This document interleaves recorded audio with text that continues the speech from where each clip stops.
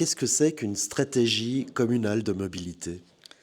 C'est une stratégie qui se base sur de multiples études que nous avons déjà effectuées en ville de Nyon et qui pose les principes de base pour les différents types de mobilité, que ce soit les mobilités en lien avec les piétons, les vélos, les transports publics ou les transports motorisés individuels. Quelles sont les grandes mesures, les grandes idées qui sont développées dans ce plan?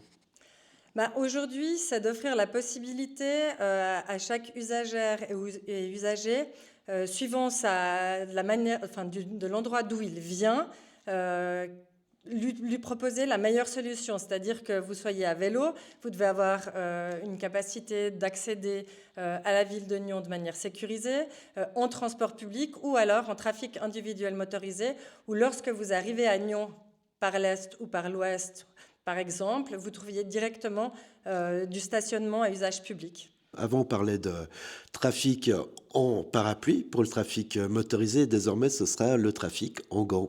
On sait que si on veut que le centre-ville soit dynamique, il faut garder une bonne accessibilité à ce centre-ville.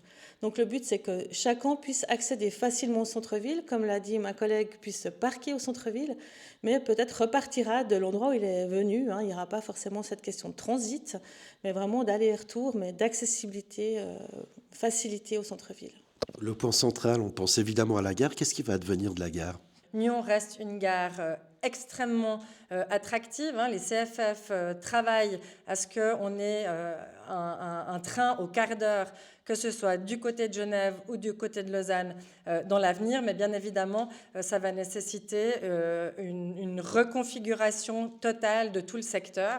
Donc on avance en parallèle. Et puis, à la suite de la stratégie, va être développé le concept de mobilité urbaine qui sera présenté lui aussi au conseil communal. Et puis, bien évidemment, il évoluera en même temps que les données que nous aurons tant de la part des CFF que, par exemple, de la DGMR sur la question des bus régionaux.